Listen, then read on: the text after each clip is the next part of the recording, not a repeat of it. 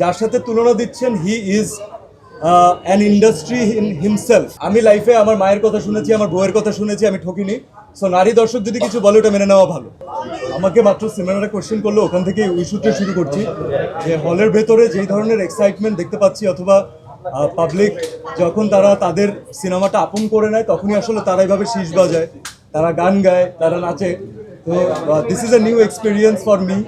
I am sure যে this has been an old experience for real energy production and Mehdi Hasan Hriday, but this is a new experience for me and I'm enjoying every bit of it and I'm really grateful to the audience. মাত্র তো just কালকের সবগুলো show Housefull হয়েছে, আজকে শোগুলো Housefull যাচ্ছে আলহামদুলিল্লাহ। But I am sure যে অনেকে এখনো দেখেননি, অনেকে ছুটি কাটিয়ে বাড়ি থেকে আসেননি। তো তারা যখন আসবেন এবং তারা যখন দেখবেন, আমি শিওর যে আমরা তাদেরকে একটা এন্টারটেইনিং সিনেমা উপহার দিচ্ছি আর তারা প্রত্যেকটা পার্টে প্রত্যেকটা সেকেন্ডে সেই এন্টারটেইনমেন্টটা তারা গ্রহণ করছে। So I think that is the ultimate success for any team. ভাইয়া ঈদে মানুষকে কি ঈদ মোবারক, কিন্তু এখন দেখছি সবাই লিখছে মাইনাসেন আর প্যালাসেন, এটা আসলে কেমন লাগছে? এই যে এগুলো হয় না যে মানুষের খুব বেশি ভালো লাগে, যেমন আমি আপনাদের সাথে শেয়ার করি, যখন প্রথম গানটা আমরা সিলেকশন টাইমে ছিল, যখন প্রথম গানটা আমাদের কাছে আসলো, আমি নিজে মনে হয় 14 বার আর 15 বার টানা শুনেছি এবং পার্টিকুলারলি গাড়িতে শুনতাম, কারণ it has a different vibe.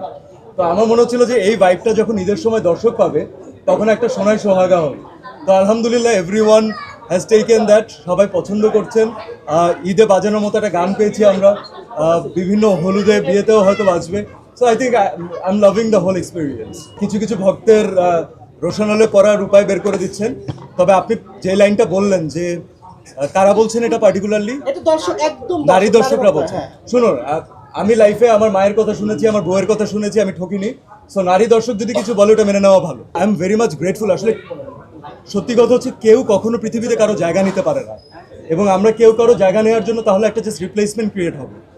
যার সাথে তুলনা দিচ্ছেন he is an industry in himself. তো উনি এত বছর কাজ করেছেন এবং এত ভালো কাজ করেছেন, আমাদেরকে প্রতি বছর এত অসাধারণ ছবি উপহার দিয়েছেন। এটা তুলনা আসাটাও আমার জন্য অনেক বড় একটা প্রাপ্তি। তবে প্লিজ এই তুলনাগুলো কেউ করবেন না। This is my humble request to you, কারণ আমি পার্টিকুলারলি কাজ করে গেছি এই কারণে যেন আমি দ্য ভেরি নেক্সট সিয়াম আহমেদ হতে পারি। তো আমি সেই আইডেন্টিটির জন্যই কাজ করব এবং আপনাদেরকে ইনশাল্লাহ সিয়াম আহমেদ হিসাবে কিছু দেওয়ার ট্রাই করবো।